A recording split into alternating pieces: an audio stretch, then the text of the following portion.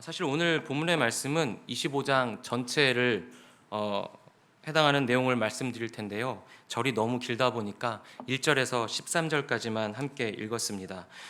오늘 사무엘상 25장의 내용을 좀 제가 한 절 한 절 보면서 말씀을 나누도록 하겠습니다. 일단 25장 1절의 시작이 사무엘이 죽음에로 시작하고 있습니다. 사무엘은 이스라엘에서 어른이자 현인이자 그리고 선지자이고 동시에 마지막 남은 사사였습니다. 사무엘이 죽었다는 것은 이제 사사 시대가 끝나고 본격적으로 왕의 시대, 새로운 역사가 시작되는 것을 의미하기도 합니다. 정말 이스라엘을 이끌었던 선지자이자 현인이었던 아버지와도 같았던 이 사무엘이 죽었습니다. 그래서 지위 고하를 막론하고 사무엘이 죽은 것을 모두가 애도하고 슬퍼하였습니다. 그래서 그의 장례에 모두가 모였습니다. 그런데 다윗도 자신에게 기름을 부은 사무엘이 죽었을 때 그 장례에 참석하고 싶었지만 다윗은 이미 오래전부터 사울에게 쫓기는 신세였습니다. 지명 수배가 내려져서 광야란 광야는 다 돌아다니면서 자신을 따르고 있는 600명의 수하를 이끌고 계속해서 도망자의 신세였던 것입니다. 그래서 장례에 참석하지 못하고 오늘 말씀에 기록된 바와 같이 바란 광야, 이스라엘의 남단 최끝쪽에 있고 애굽의 경계 지역에 있었던 그 바란 광야로 도망을 치게 되는 것입니다. 다윗은 정말 광야란 광야는 다 돌아다녔습니다. 십광야, 마온 광야, 엔게디 광야, 바란 광야 등등 광야마다 다 돌아다니며 숨으며 다녔던 것이죠. 특히나 오늘 도망친 이 바란 광야는 이스라엘 백성에게 가장 악명 높은 무섭고 척박한 땅으로 유명합니다. 출애굽을 하였던 이스라엘 백성이 가장 고생했던 땅이 바로 바란 광야였습니다. 불과 얼마 전에 있었던 사건인데요. 다윗과 다윗을 따르는 이 무리들 장정 600명이 함께 엔게디 광야에 있다는 그 첩보를 사울이 입수하고 자신의 정예병을 이끌고 사울을 쫓으러 갑니다. 이 다윗과 다윗의 무리들은 동굴에 숨어 있었습니다. 그런데 사울이 뒤가 급해서 용변이 급해서 그 굴에 들어가서 볼일을 보게 되는 것이죠. 아주 절호의 찬스인 것입니다. 자신을 쫓고 있는 이 악한 왕 사울을 죽일 수 있는 절호의 기회인 것이죠. 사울을 죽여도 자신에게 이미 이 이스라엘의 왕이 될 수 있는 기름 부음을 받았기 때문에 다윗은 죽여도 아무 문제가 없었습니다. 그런데 다윗은 사울 왕을 죽이는 것이 아니라 그자의 옷 자락을 자르는 것으로 그치는 것이죠.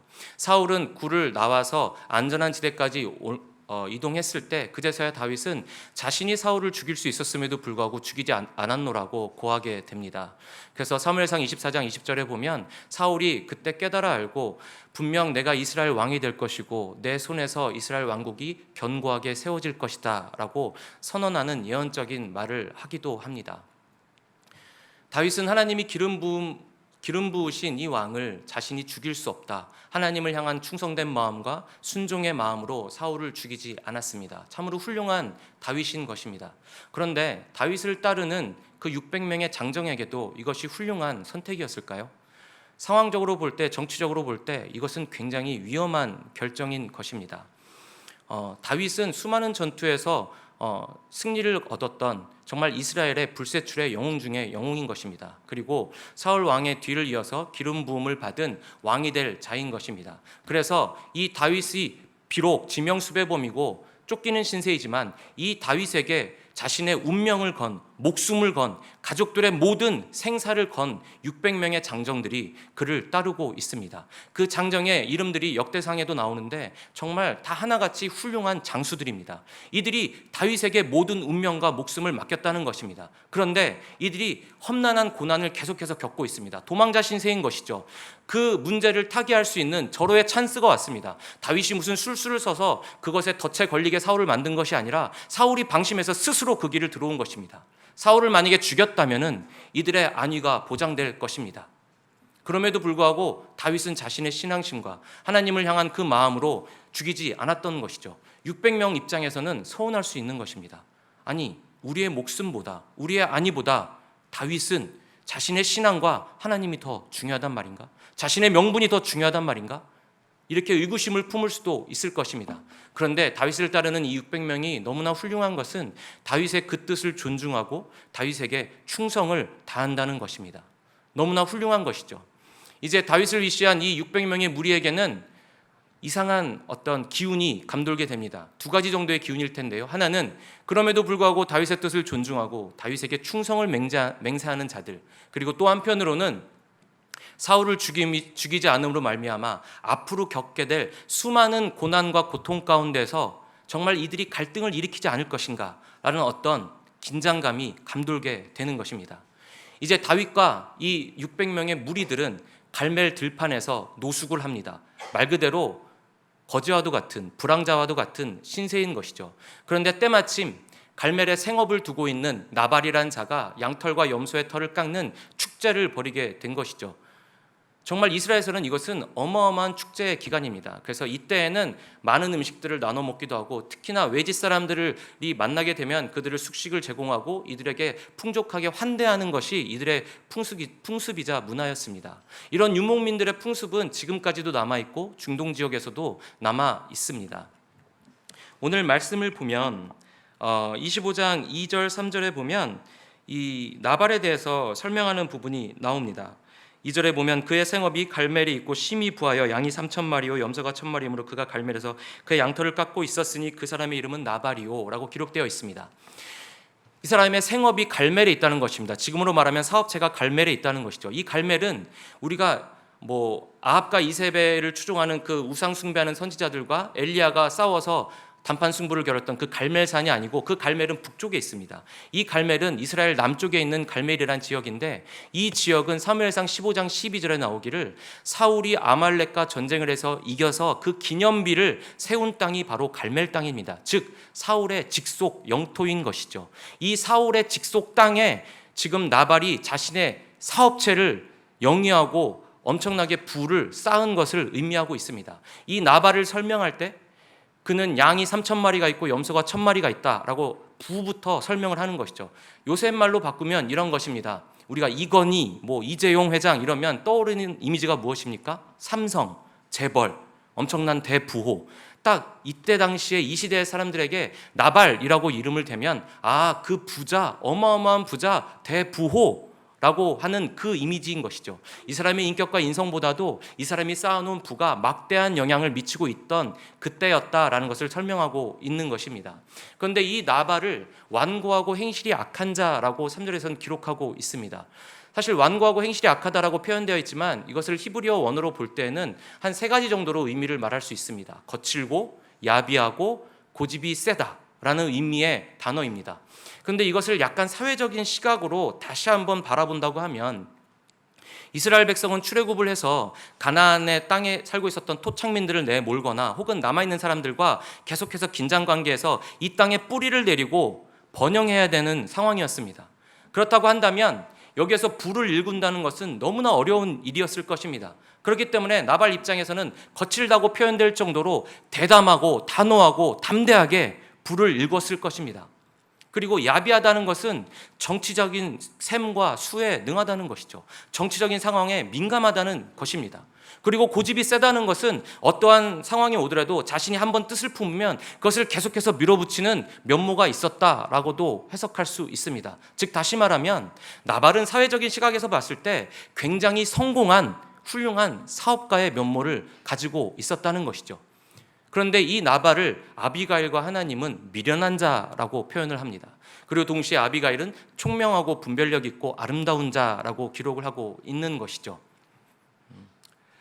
결론부터 말씀을 드리면 왜 미련한 자냐면, 하나님께서 모든 것을 통치하시고 다스리시는 이 역사의 흐름 가운데 그 흐름을 알지 못하고 하나님을 알지 못하고 오히려 모든 것이 자신의 능력으로 기인한 것인 양 물질을 추구하고 명예를 추구하고 권력의 최정점에 서면 설수록 그 자는 누구보다도 가장 미련한 삶을 사는 것이 되는 것입니다.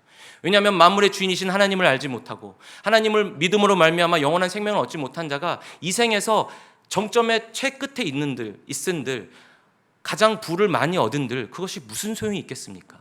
그래서 미련한 자라고 평가하고 있는 것일 것입니다. 그런데 여기서 또 하나 흥미로운 점은 이 나발이 갈렙 족속이라고 합니다. 갈렙이 어떤 족속입니까? 좀 거슬러 올라가 보면 이삭의 두 아들이 있는데 에서와 야곱이 있습니다. 야곱이 아버지를 속여서 축복을 다 얻고 나자 에서에게는 줄 복이 없는 것이죠. 그래서 동생에게 지배를 받을 것이고 원수같이 지낼 것이라고 예언을 하게 되는 것이죠. 이 에서는 평생도록 야곱을 괴롭힙니다. 이스라엘의 원수의 역할을 하는 것이죠. 이 에서의 손자가 그나스이고 그나스의 족속의 딸이 여분네입니다. 이 여분네가 에서의 족속인 것이죠. 여분네가 유다 지파의 남자를 만나 결혼해서 낳은 아들이 갈렙인 것이죠. 그러니까 출애굽하기 전에 400년 동안 애굽 지역에서 살면서 아마 이 갈렙 족속은 유다 지파에 흡수해서 합병되었던 것 같습니다. 그리고 여호수아와 갈렙은 유일하게 가나안 땅에 들어왔던 세대들입니다. 그래서 들어와서 헤브론 산지에 살고 있는 거인들을 바라보면서도 갈렙은 저 산지를 내게 주소서 하면서 믿음으로 정복하여서 그 거인들을 죽이고 헤브론 산지를 얻게 된 믿음의 조상인 것이죠. 이 갈렙에게는 악사라는 딸도 있었는데 이 악사도 믿음으로 살아갔고 그 남편은 바로 이스라엘의 최초의 사사인 온니엘이었습니다. 즉 다시 말하면 갈렙 족속은 이스라엘 백성들 중에서 이스라엘 가문들 중에서 명문 가문 중에 명문 가문입니다. 근데 이 명문 가문의 자손이 바로 오늘 본문에 나오는 나발이라고 합니다. 그런데 이 나발의 생업이 갈멜에 있다고 합니다. 그 갈멜 땅은 사울의 땅입니다. 사울과 나발의 어떤 커넥션이 있지 않겠습니까? 정경은 언제나 유착하게 되어 있는 것이죠. 그렇기 때문에 나중에 나발이 행하는 행동을 보면 그게 충분히 이해가 됩니다. 그래서 이제는 이 다윗이 이끄는 이 무리들이 나발의 그 가솔들이 식솔들이 하인들이 양털을 깎고 염소털을 깎는다는 걸 알았지만 그 양과 염소를 잡아서 줄임배를 채워도 될 법한데 그러지 아니하고 그것을 지켜주는 것이죠. 그래서 이제 다윗이 그러한 일들을 나발에게 알려주고자 풍습대로 전통대로 자신의 수하들을 전령으로 보낸 것입니다. 이제 그 전령과 나발이 만나는 장면이 오늘 함께 읽은 25장 10절에서 11절까지 이어지고 있습니다. 그런데 나발이 다윗이 보낸 전령에게 이렇게 모욕과 치욕스러운 언행을 하는 것이죠. 다윗이 누구냐? 이새의 아들이 도대체 누구냐? 아니 이새의 아들인 거 어떻게 합니까? 그러니까 다윗이 누군지 다 아는 것이죠. 다윗이 도대체 누구냐? 이새의 아들이 누구냐? 요새 주인을 떠나서 주인을 떠난 종이 주인에게 해를 끼치고 배신한 놈들이 참 많던데 니들 거지와 불황자들 같은데 내가 먹고 내 수하들에게 주려고 마련해 놓은 이 음식들을 너희 같은 불황자들 거지들에게 절대로 나눠줄 수 없다 라고 정말 면전에다 대놓고 얘기를 하는 것입니다. 얼마나 치욕스러웠겠습니까? 그러니까 이 전령으로 간 자들은 지금 자신이 섬기는 다윗의 수모를 온전히 겪어내고 있는 것입니다. 그래서 이들은 돌아가서 자신이 겪었던 일을 모두 다 다윗에게 말하는 것이죠. 다윗은 여기서 분을 참을 수가 없는 것입니다. 그 즉시 600명 중에 200명은 남아있으라고 하고 400명은 칼을 차라고 한 다음에 내가 나발에 관련된 모든 남자들을 죽이겠다. 읽진 않았지만 22절에 보면 내가 그에게 속한 모든 남자 가운데 그러니까 모든 남자를 다 죽이겠다 이 뜻입니다. 그런데 이거는 되게 순화해서 표현한 것이고요. 히브리어 원어로 보면 거의 욕과 같은 말입니다. 요즘 말로 바꾸면 딱 이 의미입니다. 내가 나발과 관련된 벽에다 대고 오줌 싸는 새끼들은 죄다 죽여버릴 테니 이 뜻입니다. 정확하게 말하면. 그러니까 너무나 화가 난 것이죠. 그래서 지금 400명에게 칼을 채우고 나발과 관련된 모든 남자들을 가문을 멸하려고 지금 산을 거슬러 올라가는 중인 것입니다. 그런데 여기서 우리가 좀 냉정하게 살펴볼 것이 있습니다. 좀 이상하지 않습니까? 사실 다윗과 다윗을 따르는 무리들이 그 고통의 근원은 어디에 있습니까? 지금 고난 가운데 있는 그 문제는 무엇입니까? 사울에게 쫓기는 것입니다. 그러면 사울을 죽이면 그 문제는 끝나는 것입니다. 적어도 왕에서 내려오게끔 폐위시키면 그만인 것입니다. 그런데 사울은 죽이지 않고 사울 편에 선 친사울파인 갈렙 족속의 나발을 죽이러 가는 것입니다. 이것은 다윗에게 있어서 엄청나게 위험한 결정입니다. 나발을 죽인다 한들 친사울파에 서 있는 자인데 그러면 다윗의 제목이 하나 더 늘어나는 것 아니겠습니까? 도망자 신세인데요. 그것도 억울해 죽겠는데 이제 살인죄까지 뒤집어쓰게 된 것입니다. 오늘 이 나발이 한 말을 본 것처럼 나발은 대놓고 일부러 그렇게 얘기한 것입니다. 나는 사울과 긴밀한 관계에 있다. 나는 유다 지파에 소속된 갈렙 지파이지만 유다 지파와는 등을 지고 이제 베냐민 지파 사울과 함께 이 나라를 다스릴 것이다. 이 나라에 살 것이다 라고 정치적으로 선언을 한 것이죠. 그래서 대놓고 다윗을 무시한 것입니다. 다윗이 그것에 분을 내서 지금 죽이려고 가는 것이죠. 그런데 제가 이 대목을 상상하면서 다윗이 이래서 이런 결정을 내렸구나라는 것이 충분히 납득이 됐습니다. 하나는 정말 자신에게 모욕을 안겨줬고 그리고 자신의 수하들에게 정말 모멸감을 주었기 때문에 화가 나서 갈 수도 있겠지만 정치에 수가 능한 다윗이 이러지 않으면 안 하겠구나, 화를 내지 않으면 안 됐겠구나라는 생각이 문득 들었습니다. 왜냐하면 우리 한번 생각해 보겠습니다. 사울을 죽여야 될 때 죽이지 않았습니다. 그렇다고 하면 이제 다윗을 포함한 이 무리들은 정말 들판에서 잠을 자야 됩니다. 이스라엘 밤은 길고 춥습니다. 찬소리가 내기고 밤이슬이 되게 차갑습니다. 그러면 335 모여서 그 들판에서 밤이슬을 맞아가면서 모닥불 앞에 불을 쬐고 있거나 이렇게 거지처럼 앉아 있었겠죠. 그럼 그들이 무슨 생각을 하겠습니까? 그때 사울을 죽였어야 되는데, 그때 사울만 죽였어도 내가 지금 가족들과 함께 살 수 있을 텐데, 내 목숨이 위태롭진 않을 텐데 그때 왜 죽이지 않았을까? 이런 생각을 곱씹어보지 않겠습니까? 사람이라면 누구나 그렇게 하겠죠. 다윗이 그 분위기를 몰랐을까요? 충분히 생각했을 것입니다. 그렇기 때문에 다윗이 지금마저 참는다면 그를 따르는 600명 입장에서는 이제 주적이 사울이 되는 것이 아니라 다윗이 될 것입니다. 아니, 저자는 우리의 리더라고 하면서 우리의 안위 따위에는 아무 관심이 없구나, 저자는 자신의 손에 피를 묻히는 것을 두려워하는 자이구나, 저자는 우리의 리더로서 우리를 보호해 줄 생각이 없구나. 아니, 내가 리더를 잘못 따른 것 같은데, 내 가족의 목숨은, 나의 목숨은, 저 사람은 그런 건 아무 안중에도 없는 자인가? 다윗과의 신뢰가 깨질 수도 있는 위기인 것입니다. 그렇기 때문에 겸사겸사 다윗은 분을 내어서 칼을 차고 그 즉시 올라간 것이 아닌가라는 생각을 해봤습니다. 저만의 너무 개인적인 사변이 아니니까 안심하고 들으셔도 됩니다. 여러 자료도 찾아보고 뭐 그랬으니까요. 그래서 이제 다윗은 그렇게 올라가게 되는 것이죠. 근데 다윗의 삶을 보면 다윗의 삶에서 굉장히 중요한 결정들을 여러 번 하는 것을 보게 됩니다. 그 중에서도 제가 꼽은 결정들은 일단은 중학생 정도 되었을 때 골리앗에게 겁없이 덤빈 거, 그 돌 몇 개 가지고 덤빈 거, 그 다음에 오늘같이 사울을 죽이지 않고 나발은 죽이려고 간 것, 그리고 자신의 의형제와도 같은, 정말 자신을 위해서 몇 번이나 자신의 목숨을 살려줬을 법한 그 의형제와도 같은 우리아의 아내인 밧세바를 취하기 위해서 우리아를 죽인 것, 살인 교사죠. 그리고 하나님의 언약궤를 예루살렘 성으로 옮기려고 했던 그 결정, 이 모든 결정들을 다윗이 고민하고 결정을 했겠지만, 그러나 그 결정은 너무나 위험한 결정들이었습니다. 그래서 하나님이 다윗을 정말 살려주시지 않았다면 다윗은 여러 번 죽을 고비에 놓였을 것입니다. 아니, 돌 몇 개 들고 그 중학생이 골리앗에게 덤비는 게 말이 됩니까? 하나님이 보호해 주시고 살려주시지 않았다면, 하나님이 다윗을 사용하시지 않았다면 다윗은 거기서 죽었을 것입니다. 언약궤를 예루살렘에 옮길 때 하나님께서 분명히 율법으로 말씀하셨는데 그것을 까마득하게 잊고 알지도 못하고 그냥 자신의 마음에 따라서 언약궤를 마음대로 옮기다가 우사가 죽었지 않습니까? 그래서 자신도 무서워서 도망가지 않았습니까? 하나님이 다윗을 살려주시지 않았다면 다윗의 왕국은 시작되지 못했을 것입니다. 우리아를 죽였을 때, 살인교사했을 때 다윗을 추종했고 따랐던 다윗의 30인 용사가 그 사실을 알았다면, 밧세바의 남편도 30인의 용사였고요, 밧세바의 아버지도 30인의 용사였습니다. 알기만 했더라면 바로 쿠데타를 일으켜서 다윗은 사형감입니다. 오늘 같은 이 결정에서도 다윗이 지금 도망자 신셈에도 불구하고 나발을 치러 간다?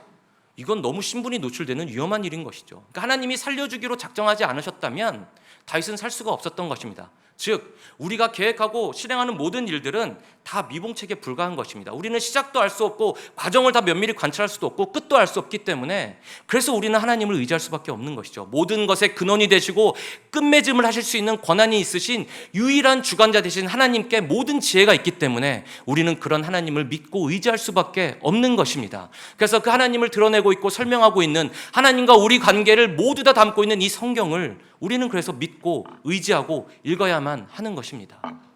오늘 본문에서도 저는 그런 깨달음을 얻게 되었습니다. 이제 이 대목에서 재밌는 인물이 한 명 등장합니다. 그것은 바로 하인입니다. 하인이 이 나발이 하는 모든 일들을 겪고 바로 아비가일한테 고하러 갑니다. 그런데 이것도 굉장히 이상한 일입니다.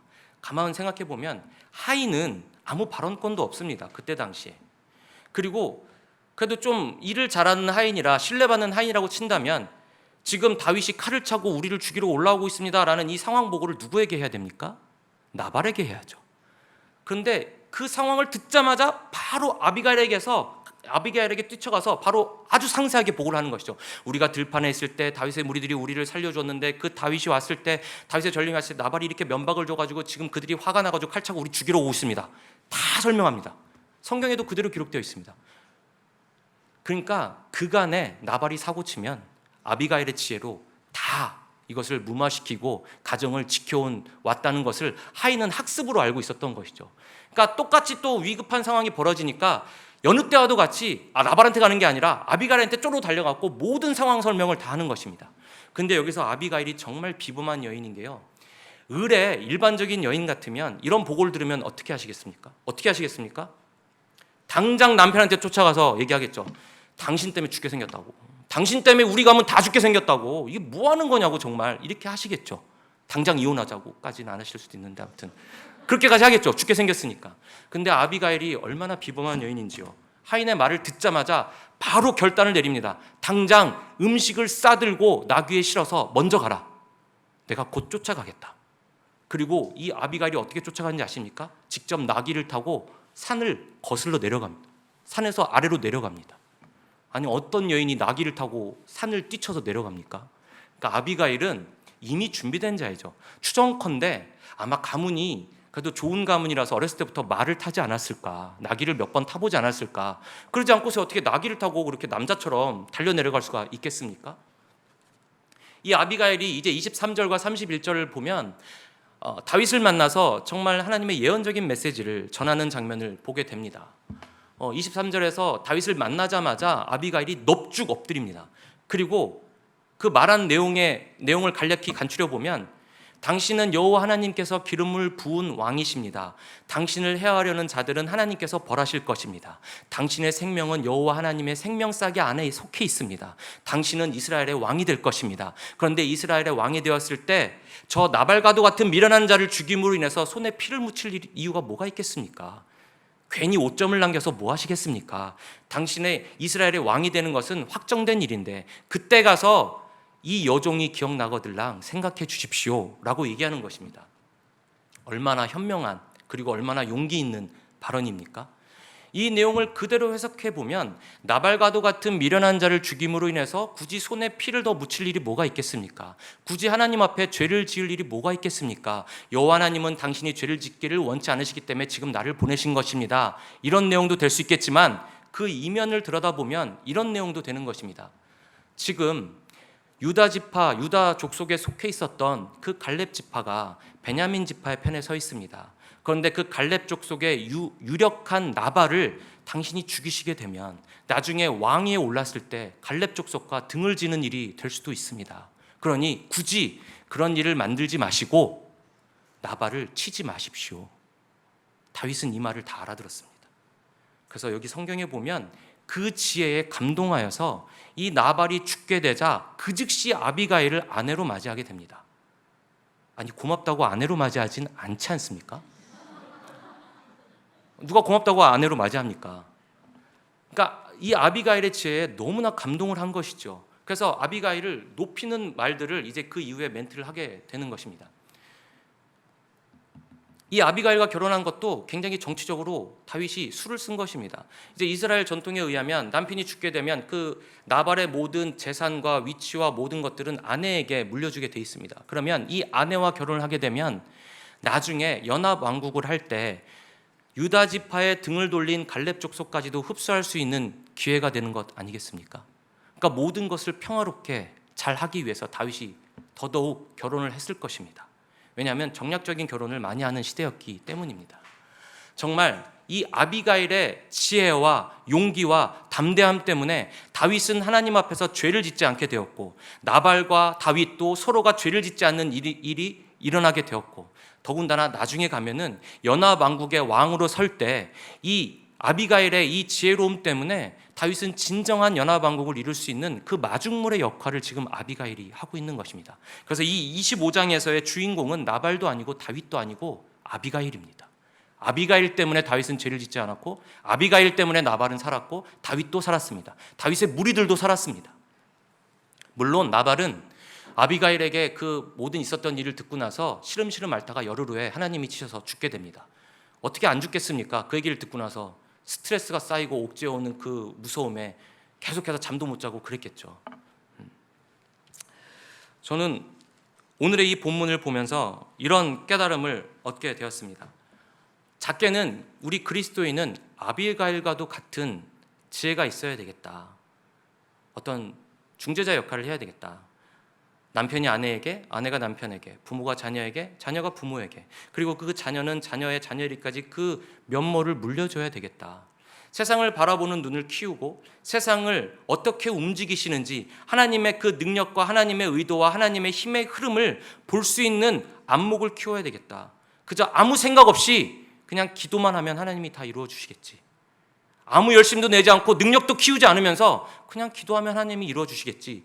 이런 맹목적인 맹신, 또 다른 이름의 우상 숭배와도 같은 신앙을 버려야 되겠다라는 깨달음을 얻었습니다. 제가 기도가 나쁘다고 말씀드리는 건 아닙니다. 우리 신앙인에게는 기도가 가장 강력한 능력이자 무기인 것입니다. 우리가 정말 어떠한 존재도 하나님과 다이렉트로 연결될 수 있는 존재는 우리밖에 없습니다. 천사도 그럴 수 없고요. 천사는 그 존재 자체가 하나님이 명령에 의해서 움직이기 위해서 만들어진 존재입니다. 우리하고는 차원이 다릅니다. 그리고 요한계시록에 기록되어 있지 않습니까? 우리가 하는 모든 기도의 향연이 금대접에 모여져 있고 그것이 연기로 올라가서 하나님이 다 들으신다고 기록되어 있지 않습니까? 이것은 우리만의 특권입니다. 그래서 그 기도는 그냥 때와 장소를 가리지 않고 출근할 때에도 하나님 오늘 너무 덥습니다. 소리내서 하는 건 너무 좋습니다. 저는 제자반에서도 이것을 강력히 권유하는데요. 하나님 오늘 출근길이 너무 피곤합니다. 하나님 오늘 옆자리에 앉은 사람이 조금 힘듭니다. 하나님 오늘 밥이 맛이 없습니다. 하나님 오늘 저 사람이 좀 기분이 나쁘게 합니다. 뭐 이런 시시콜콜한 얘기까지 하는 것, 그것이 진짜 하나님이 옆에 계시다고 인정하고 교제하는 것 아니겠습니까? 저는 그런 기도의 능력을 무시하는 것이 아니라 그냥 맹신하고 맹목적으로 믿는 믿음을 말씀드리는 것입니다. 지금 아비가일, 정말 일상 가운데서 최선을 다하면서 축적된 그 지혜와 담대함과 용기로 말미암아 그 아비가일은 하나님과 다윗 사이에서 중재자 역할을 해서 다윗이 죄를 짓지 않게 만들었고, 다윗과 나발 사이에 서서 중재자 역할로서 둘 다 살렸으며, 나중에는 연합왕국을 이루는데 혁혁한 공을 세운 마중물의 역할을 한 것이 바로 이 아비가일의 지혜와 담대함이었습니다. 그래서 오늘 제목이 사이입니다. 하나님과 세상 사이, 세상과 세상 사이, 사람과 사람 사이. 우리 그리스도인에게 주어진 사회적 역할이 바로 이런 것이라고 저는 오늘 본문을 통해서 느끼게 되었습니다. 지금 세상이 어떻습니까? 정말 너무나 거칠고 빠르게 변화되고 있지 않습니까? 파편화되고 계급화되어 가는 이 시대 속에서 그 흐름에 쫓아가지 못하고 상처받는 일들도 많고, 주류가 아닌 비주류가 되는 사람들도 너무나 많고, 돛대되는 사람들도 많을 때 그들에게 어쩌면 마음을 줄 수 있는 자, 그들과 세상 사이에 우리가 서서 그들에게 마음이 필요하면 마음을 흘려보내주고, 물질이 필요하다면 물질도 흘려보내주고, 연합과 화해와 화목을 해줄 수 있는 것, 그것은 우리 교회가 할 수 있는 일입니다. 충분히 할 수 있지 않습니까? 위로가 필요한 곳에 위로를 해줄 수 있고, 물질이 필요한 곳에 물질을 줄 수 있는 게 바로 우리 교회입니다. 그 사이의 역할을 할 수 있는 게 우리 교회인 것이죠. 90년대 말까지만 하더라도 교회가 세상의 문화를 선도하기도 했고, 또 세상이 힘들 때 버팀목이 되어주기도 했고, 위로가 되어주기도 하는 아름다운 모습이었습니다. 그런데 지금 이 시대가 요구하는 것은 그런 사이의 역할을 요구하는 것이 아닐까라는 생각을 해보았습니다. 상처 있는 자와 상처 있는 사이에서 우리가 위로가 되어주고, 때로는 버팀목이 되어주는 그 모습 말입니다. 아비가일이 하나님과 다윗 사이에서 그랬듯이, 다윗과 나발 사이에서 그랬듯이 말이죠.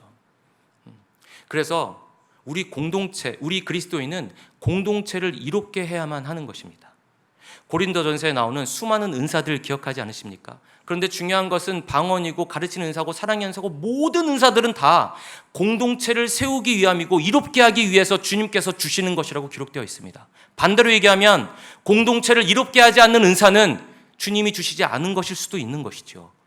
주님의 목적은 분명합니다. 우리 그리스도인이 있는 곳에 공동체가 이루어지는 것이죠.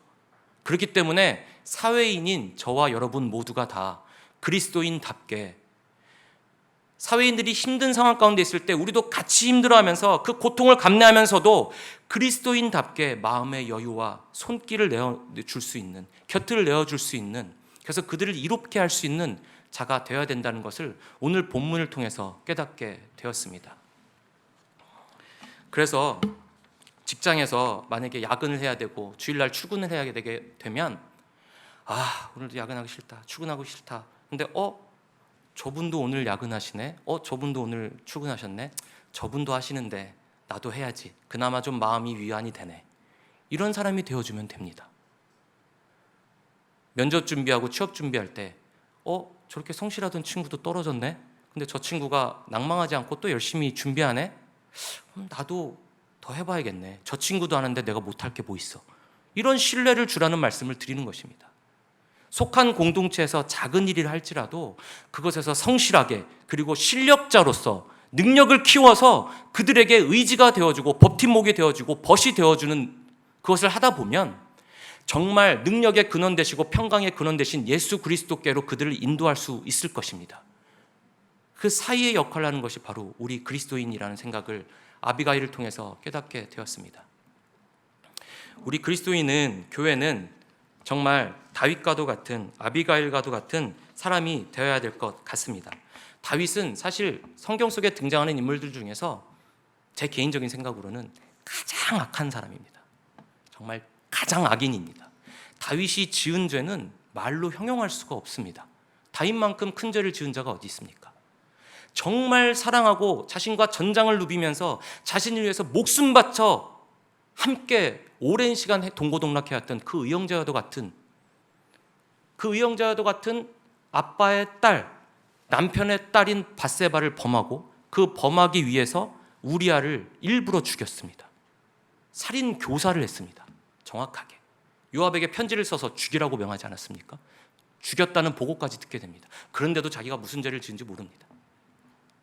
그럼에도 불구하고 이 다윗이 유일하게 하나님의 마음에 합한 자라고 인정을 받을 수 있었던 것은 다른 게 아니라, 다윗은 가장 두려워했던 것은 자신이 돈을 잃을까, 명예를 잃을까, 권세를 잃을까, 체면을 잃을까 두려워했던 것이 아니라 하나님과의 관계가 무너질까, 하나님이 나에게서 떠나가실까를 제일 두려워했습니다. 그래서 자신의 죄를 알게만 되면 그 즉시 그 자리에서 엎드려서 철저하게 회개했습니다. 하나님께 내어놓고 다 회개했습니다. 그렇기 때문에 하나님이 마음에 합한 자라고 말씀하신 것이 아닌가 저는 생각해 봅니다. 우린 다윗과도 같이 죄를 깨닫게 되면 그 즉시 우리의 주인 되신 하나님께 순복하는 마음으로, 자복하는 마음으로 철저하게 회개하는 삶을 살아야 될 줄로 믿습니다. 동시에 아비가일과도 같이 하나님과 세상 사이에서, 세상과 세상 사이에서 중재자 역할을 할 수 있는 자가 되어야 될 줄로 믿습니다. 그래서 예수 그리스도께서 차고도 넘치는 생명을 주시기 위해서 죽으신 것이 아닌가라는 생각을 해보았습니다. 우리가 죄를 짓지 않는 것을 기대하신 것이 아니라, 죄를 지을 수 있지만 죄를 짓는다 할지라도 그 죄를 깨닫게 되면 다시 그 즉시 회개함으로, 자복함으로 하나님께 돌아오지 않을까, 그런 기대를 품고 소망을 품고 우리를 위해 죽으시면서 차고도 넘치는 영원한 생명을 주신 것이 아니겠습니까? 그리고 당신이 하나님과 우리 사이에서 그러셨던 것처럼 너희도 구원을 받은 자로서 아비가일처럼 하나님과 세상 사이에, 세상과 세상 사이에서 그 사이 역할, 가교 역할을 했으면 좋겠다. 그래서 내가 몸소 그 본을 보여주는 것이다 라고 말씀하시는 것이라고 저는 생각하게 되었습니다. 그래서 우리는 다윗처럼 다른 거 없습니다. 하나님과의 우리 관계만큼은 클리어해야 됩니다. 명확해야 됩니다. 뭐 잡다한 삶의 이유 여러 가지 있겠지만 그런 거 다 없애버리고 하나님과 나 사이만큼은 정말 명확해야 됩니다. 관계가 주인과 종. 하나님은 주인, 나는 종. 자력으로 나는 자녀가 될 수 있는 권세가 전혀 없습니다. 그럼에도 불구하고 예수 그리스도를 믿음으로 말미암아 하나님께서는 예수 그리스도를 통해서 내가 너를 보겠다. 그리고 너는 예수 그리스도와 함께 내 자녀라고 인정하겠다. 양자 삼으시는 것이죠. 그렇기 때문에 다윗이 마음에 합한 자가 되었던 것은 하나님은 나의 주인이십니다. 그 사이에는 어떤 불순물도 있을 수 없고 어떠한 벽도 없고 어떠한 방해 세력도 있을 수 없습니다 라는 포지션을 취했기 때문에 죄를 깨닫게 되면 그 즉시 자복하고 회개할 수 있었던 것입니다. 우리는 주종관계를 확실히 하는 다윗과도 같은 신앙을 가져야 될 것입니다. 그리고 아비가일처럼 하나님과 세상 사이에서 그 사이의 역할을 하려는 저와 여러분이 되어야 될 줄로 믿습니다. 분명 사울에게도 그 사이의 역할을 해줬던 다윗이 있었고 나발에게도 그 사이의 역할을 해줬던 아비가일이 있었습니다. 그런데 그들은 주종관계를 확실히 하지 않았고 몰랐기 때문에 그 음성을 무시했고 그 끝은 멸망이었습니다. 그런데 다윗은 주종관계를 확실하게 했기 때문에 그 사이의 역할을 해줬던 아비가일의 말이 들렸습니다. 그리고 깨닫게 된 것이죠. 하나님의 뜻을 알게 되고 죄를 짓지 않았습니다. 저와 여러분도 주종관계를 확실히 하시고 아비가일과도 같은 그런 의인들이 우리가 만나는 모든 사람이라고 여기시고 그들을 귀하게 여기시고 또 반대로 우리가 아비가일과도 같은 세상 속에서 사이의 역할을 하는 자가 되셨으면 좋겠습니다.